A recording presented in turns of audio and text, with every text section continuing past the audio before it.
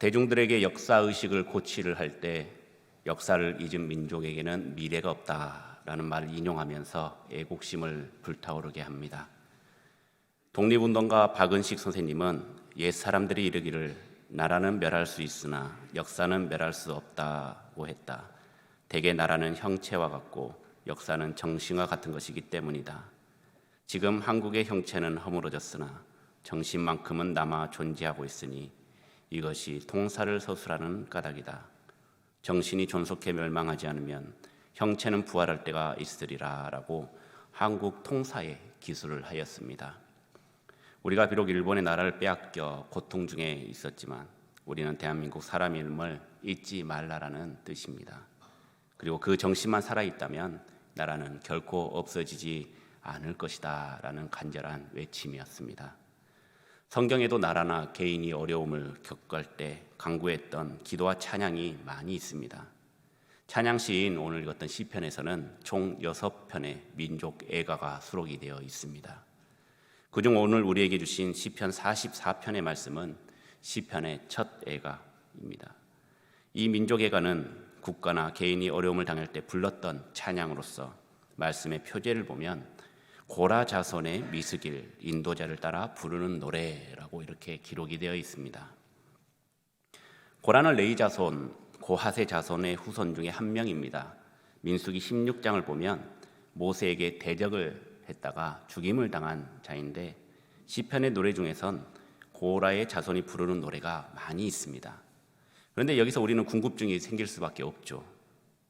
이 반역자들의 자손이 왜 이렇게 계속 나올까? 왜 이들은 계속 찬양을 할까? 이런 의문점을 품을 수밖에 없습니다. 그 이유는 당시 모세에게 대적을 했을 때 죽임을 당한 자들은 고라를 따르던 그 사람들의 한정이 되어 있기 때문에 고라 자손들까지는 미치지 않았다는 것이죠. 그것에 따르지 않는 세 아들은 살아서 성전 문지기로서 또는 성전의 요리사로서 성전을 지키는 군인으로서 그리고 성전을 노래하는 자로서 성경에 기록이 되어 있습니다.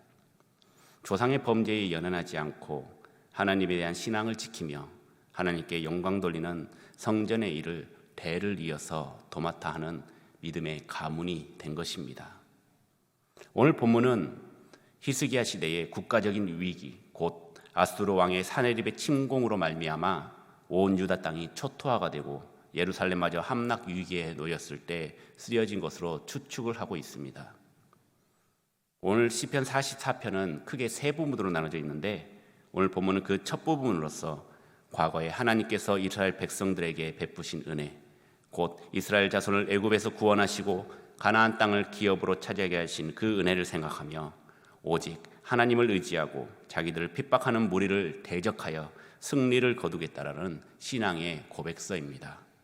오늘 말씀을 통해 주시는 하나님의 음성을 이 시간 다 함께 들으시는 믿음의 성도님들이 되시길 주의 이름으로 축원합니다. 먼저 1절 말씀 우리 함께 봉독하겠습니다. 하나님이여 주께서 우리 조상들의 날 곧 옛날에 행하신 일을 그들이 우리에게 일러주매 우리가 귀로 들었나이다. 아멘. 1절 말씀은 하나님이여 라는 하나님을 부르짖는 것으로 시작을 합니다. 지금까지 이스라엘 백성을 구원해 주신 그 하나님의 능력이 지금 당장 필요했기 때문에 이들은 하나님을 간절히 외쳐 부르고 있는 것입니다. 하나님께서 지난 과거에 이스라엘 조상들에게 행했던 일들은 무엇일까요? 옛날에 행하신 일, 여기에서 일은 히브리어로 포알이라고 합니다. 이것은 행동 또는 업적이라는 의미를 가지고 있습니다. 하나님께서는 과거 아브라함부터 시작하여서 430년의 애굽 생활을 청산을 하고 출애굽을 하고 홍해를 가르고 광야에서 만나와 메추라기를 먹으며 가나안 땅의 적들과 싸우고 포로로 잡혀갈 때마다 하나님이 자기 백성들의 고난을 외면치 않고 돌아보셨고 들어주셨고 또 대적에 대해 심판하심으로 자기 백성을 구원하신 분이십니다. 고난과 아픔 가운데서도 결국 승리로 이끌어주시는 하나님이셨던 것입니다. 그런데 이스라엘의 군대는 지금 대적들 앞에서 패하고 돌아왔습니다. 많은 전리품을 탈취당한 것은 물론이고 백성들이 포로로 잡혀갔고 이웃나라로부터 수치와 조롱을 당하고 있는 상황이었습니다. 이스라엘 백성들은 즉시 하나님을 찾았습니다. 이들은 조상들의 역사 그리고 하나님께서 붙들려서 구원받은 이야기, 하나님을 저버려서 진노하신 이야기, 하나님이 용서하고 은혜를 베풀어 주신 이야기, 하나님이 돌봐주신 그 이야기를 그들은 문서로 또는 구전으로서 후손들에게 가르치고 전승했던 것입니다. 과거 조상들에게 임했던 하나님의 능력이 지금 이 순간 절실하게 필요하기에 하나님을 먼저 찾고 불렀던 것입니다. 특별히 오늘 노래를 부른 고라 자손은 자기의 선조가 모세에게 대적하여서 죽은 사건을 교훈 삼아서 동일한 죄를 짓지 않도록 늘 마음속에 새기면서 하나님을 찬양했던 것입니다. 우리 인간은 망각의 동물입니다. 인간은 현재에 집착하여 과거에 안 좋은 일뿐만 아니라 좋았던 일까지도 다 잊어버리는 자들입니다. 특히 인간은 현재 우리에게 주어지는 그 슬픔과 고난에 집중하고 있기 때문에 과거에 우리에게 베풀어 주신 그 하나님의 은혜와 사랑을 까맣게 잊어버리고 마는 것입니다. 이것을 해결하기 위해서는 우리는 어떻게 해야 될까요? 말씀을 들어야 하는 것입니다. 나요셉 목사님이 쓴 들음에서 믿음이라는 책을 보면은 목사님은 하나님은 중요한 순간마다 나에게 음성을 들려주셨고 그 음성을 듣고 순종하는 가운데 이것이 기독교의 믿음, 곧 신앙의 본질이라는 사실을 깨달았다라고 말씀하고 있습니다. 그래서 지금도 하나님의 또 다른 음성을 기다리고 있고 동시에 하나님의 음성을 통해 약속하신 것이 이루어지기를 바라고 있다라고 고백하고 있습니다. 우리는 늘 현재 진행형의 인생을 살고 있습니다. 하나님은 우리에게 음성을 들려주시고 우리는 그것을 듣고 들었으면 순종해야 된다는 것입니다. 들음을 통해 믿음을 가진 우리는 지금까지 걸어왔던 그 과거와 현재 그리고 앞으로의 걸어가야 할 미래를 계속해서 하나님이 주시는 그 방향으로 가야 하는 것입니다. 고라 자손들이 하나님의 행하심을 조상들로부터 듣고 하나님을 알고 찾는 것처럼 부르짖는 것처럼 우리도 하나님의 말씀을 들어야 하는 것이죠. 어떻게 들어야 합니까? 잘 들어야 합니다. 잘 들어야 하나님을 알 수가 있습니다. 하나님의 일하심에 성경에 정확하게 나와 있습니다. 그런데 우리는 자꾸 세상의 지식을 가지고 해결을 하려고 합니다. 그러나 모든 해결책은 이 성경 말씀, 하나님의 말씀에 있는 것입니다. 길이요 진리요 생명이신 예수 그리스도만이 참된 해답이고 참된 정답인 것입니다. 우리는 하나님의 음성을 잘 들어야 합니다. 이것이 사단의 음성인지 하나님의 음성인지 아니면 내 마음속에서 외치는 마음의 소리인지 구별할 줄 알아야 하는 것입니다. 잘못된 말씀과 잘못된 생각으로 멋대로 해석을 해버린다면 우리는 길을 잃고 말 것입니다. 최신으로 업데이트된 내비게이션이 과속 카메라도 잘 찾고 내가 위치를 찍었을 때 목적지까지 정확하게 안내를 하는 것처럼 우리도 말씀으로 내 생각과 내 힘만 의지하는 것이 아닌 하나님의 도움을 구하는 믿음의 성도님들이 되어야 될 줄 믿습니다. 계속해서 우리 3절 말씀을 우리 함께 봉독하겠습니다. 그들이 자기 칼로 땅을 얻어 차지함이 아니요 그들의 팔이 그들을 구원함도 아니라 오직 주의 오른손과 주의 팔과 주의 얼굴의 빛으로 하셨으니 주께서 그들을 기뻐하신 까닭이니라. 아멘. 여기서 주의 오른팔은 하나님의 강한 능력을 나타냅니다. 주의 얼굴의 빛이란 하나님의 은혜를 말씀하고 있습니다.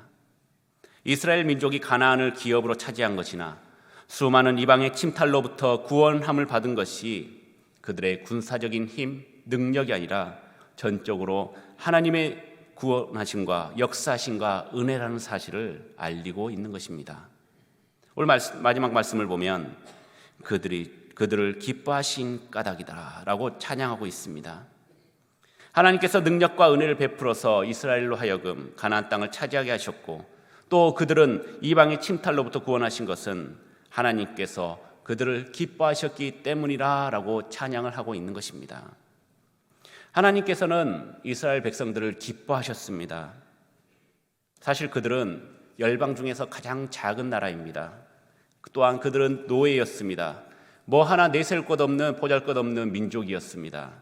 그럼에도 불구하고 하나님은 그들을 기뻐하셔서 자기 백성을 삼으셨고 애굽을 구원하여 가나안을 기업으로 주셨으며 이방의 침탈로부터 그들을 구원하여 주셨습니다.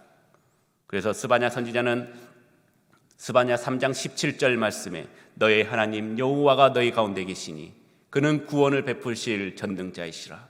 그가 너로 인하여 기쁨을 이기지 못하시며 너를 잠잠히 사랑하시며 너로 말미암아 즐거이 부르며 기뻐하시리라 라고 고백하고 있습니다. 하나님이 우리를 얼마나 사랑하시는지 기쁨을 이기지 못한다라고까지 표현을 했던 것입니다. 그렇기에 이스라엘은 하나님의 영원한 기쁨의 대상이 되었습니다.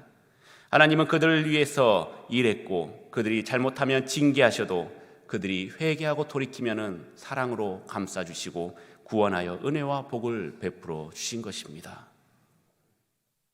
우리도 마찬가지입니다. 하나님께서는 우리를 기쁨의 대상으로 삼으셨습니다.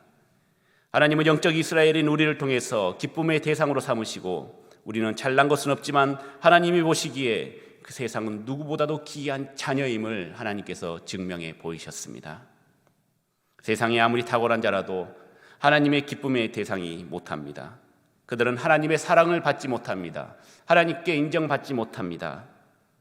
이 사랑을 받은 우리는 하나님의 구원의 은혜 가운데 살아갈 수 있는 것입니다. 하나님 우리를 보호하시고 필요한 모든 것을 공급해 주시는 하나님이십니다. 세상 사람들은 누리지 못하고 이해하지 못하지만 우리에게 영원한 복되게 하시기 위해서 영원한 하늘나라를 기업으로 예비해 두고 우리는 그 천국 소망을 가지고 한 걸음 한 걸음 주님 곁으로 걸어가고 있지 않습니까? 그렇기에 우리는 참으로 복된 존재입니다. 믿으십니까?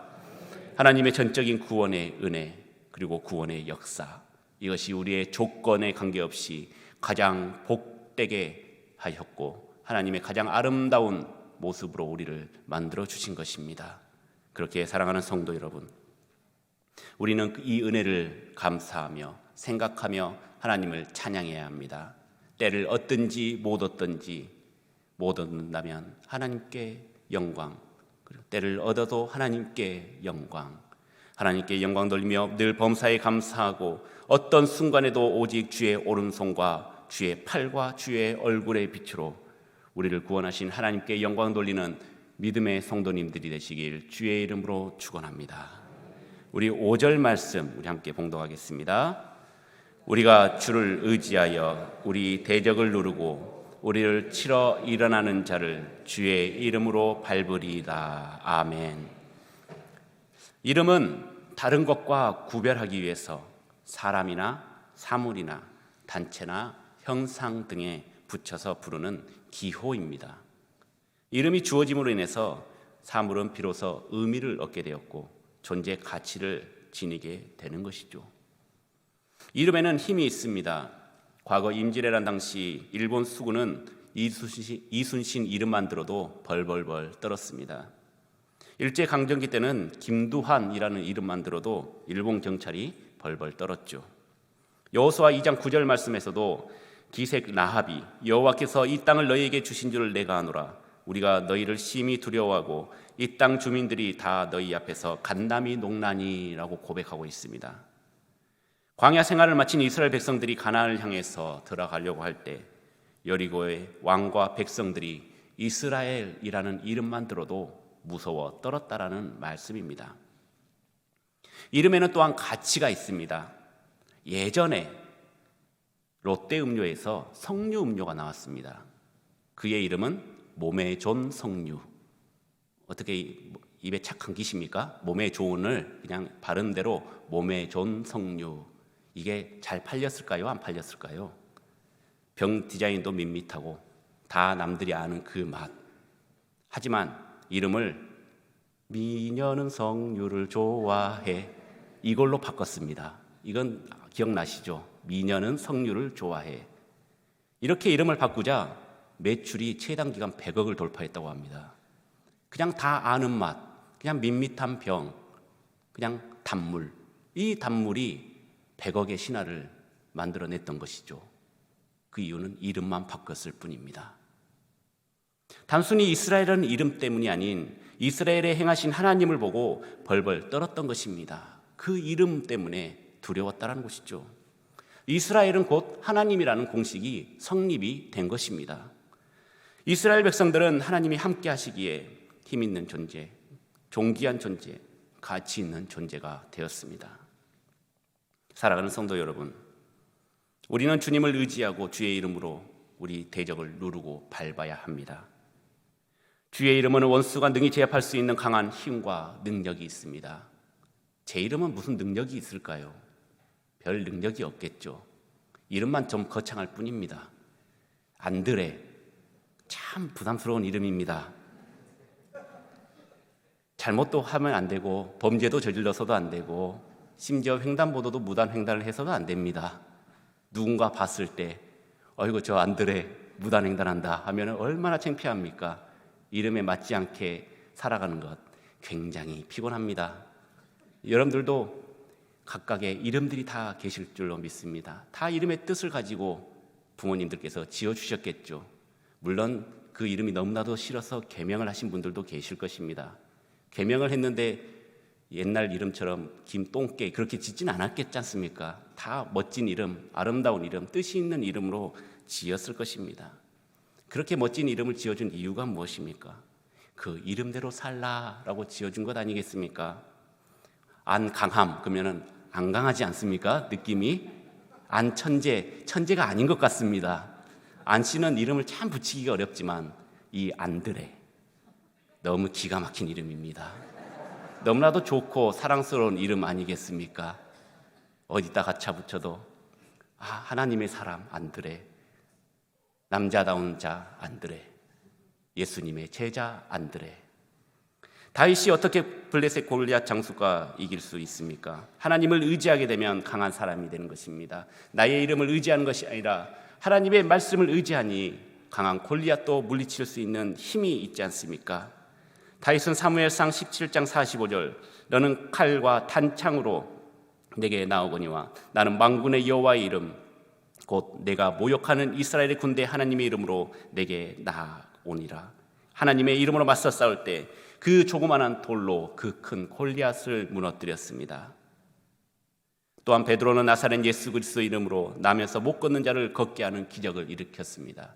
나는 능력이 없지만 나에게 능력 주시는 나사렛 예수 그리스도 이름으로 명하노니 일어나 걸어라 할 때 걸었던 그 기적이 일어났던 것입니다.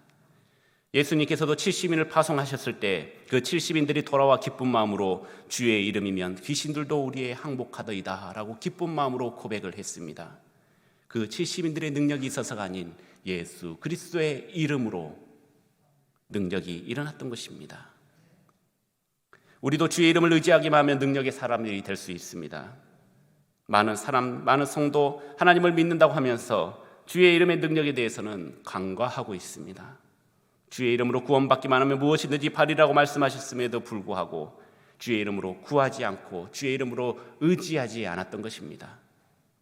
그러다 보니 우리는 점점 주의 이름을 부르는 것에 그리고 능력이 있다라는 것에 기억이 희미해지고 하나님이 계시지 않는 것처럼 하나님께서 능력이 없는 존재인 것처럼 그저 이름뿐인 신처럼 느껴질 수밖에 없었던 것입니다.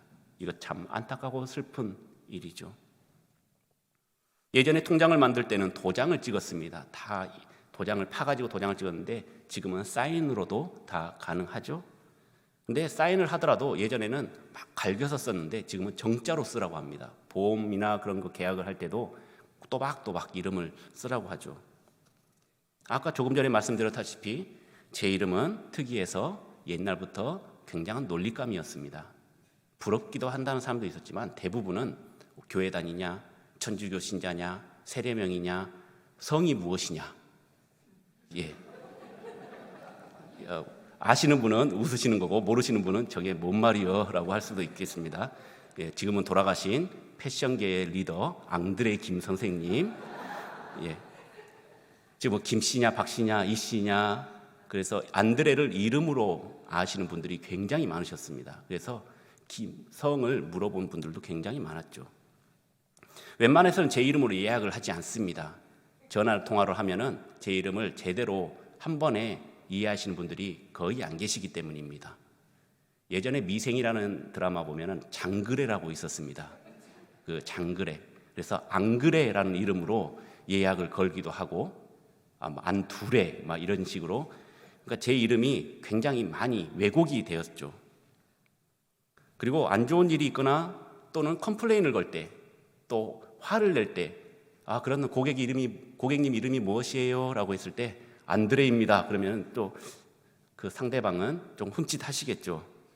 교회 다니는 사람이 이것도 이해 못하나?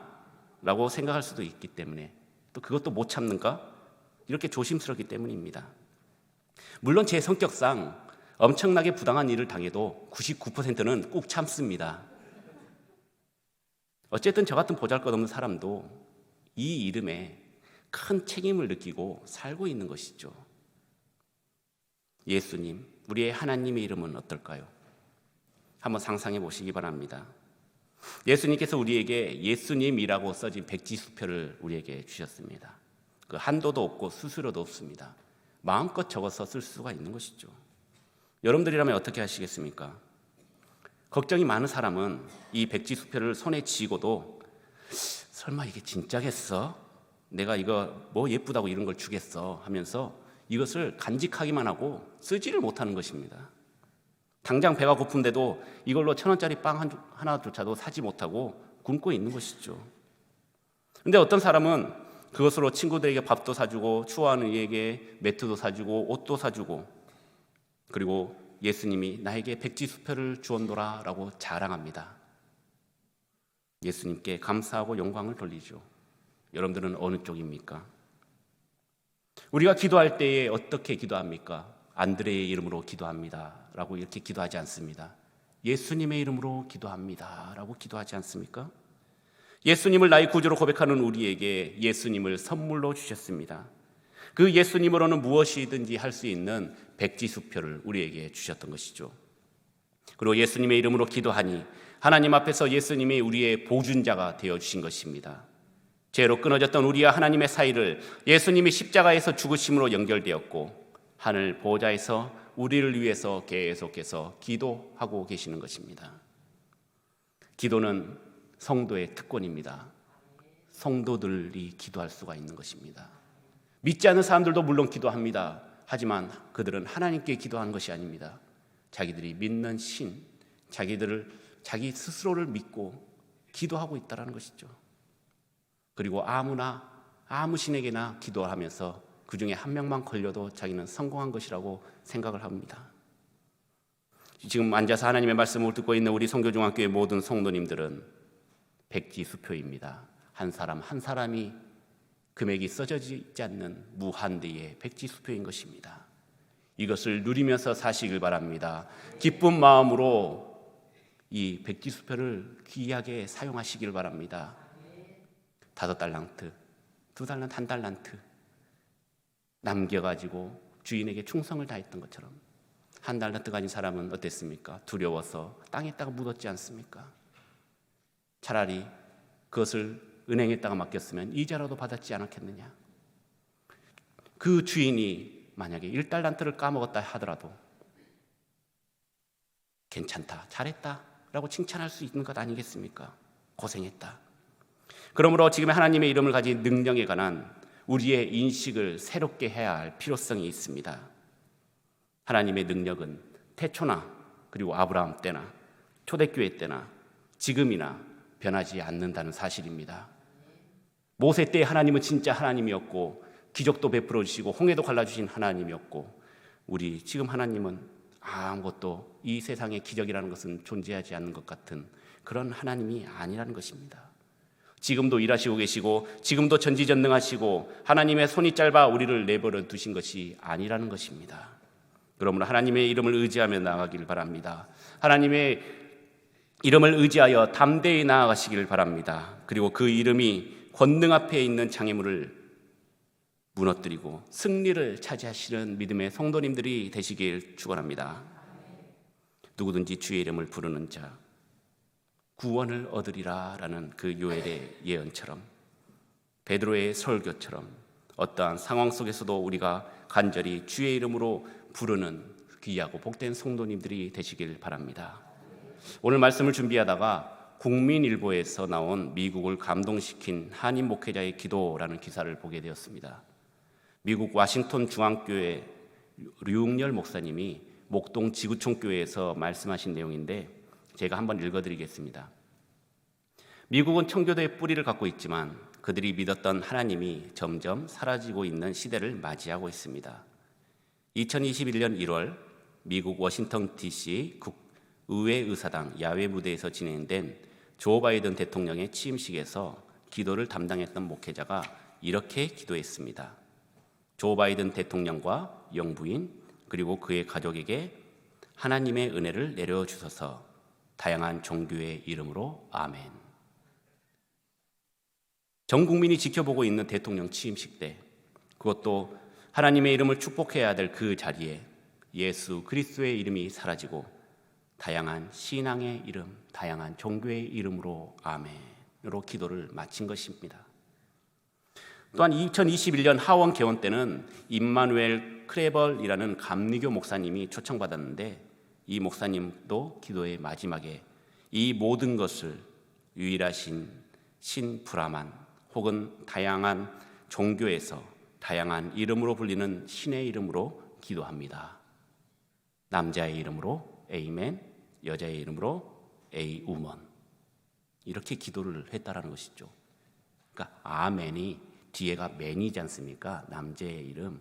그래서 에이멘, 그리고 남자니까 또 성차별적이다 해가지고 에이우먼, 여자의 이름으로 이렇게 기도를 했던 것입니다.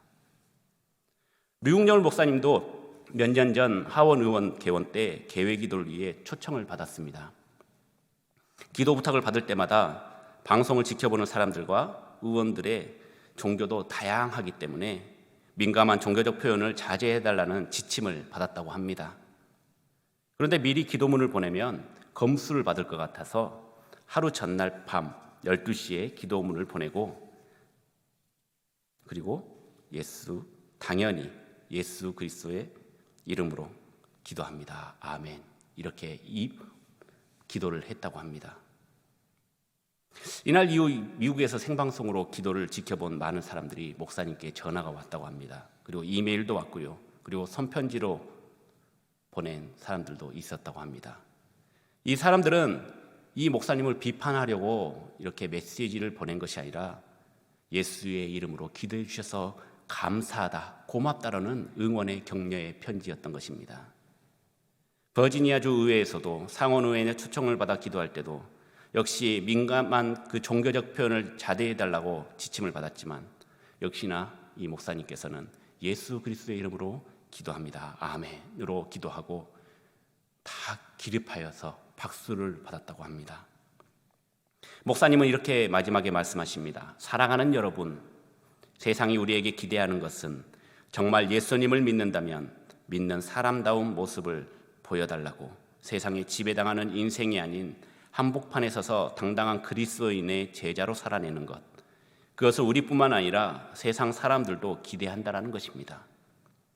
예수의 이름으로 기도드리는 그 기도가 얼마나 위대한 특권이고 복음의 선포라는 것을 다시금 깨닫길 원합니다 라고 말씀하였습니다. 사랑하는 성교중앙교회 성도 여러분, 우리가 주님의 이름으로 기도하고 이 세상 매일의 삶이 승리와 은혜가 넘치는 삶으로 살기를 원합니다. 날마다 주님을 찬양하고 주님께 영광 돌리는 믿음의 복된 성도님들이 되길 주의 이름으로 축원합니다. 세상에 많은 신들이 있지만 유일한 신, 우리가 하나님을 믿고 사랑하는 것이 얼마나 믿음의 사람으로서, 자랑스러운 크리스천으로서 이게 복된 은혜인 줄 우리는 아직까지 알지 못합니다. 이 은혜를 깨닫고 당당하게 크리스천으로서 이 세상을 헤쳐나가시는 믿음의 복된 성도님들 되시길 주의 이름으로 축원합니다.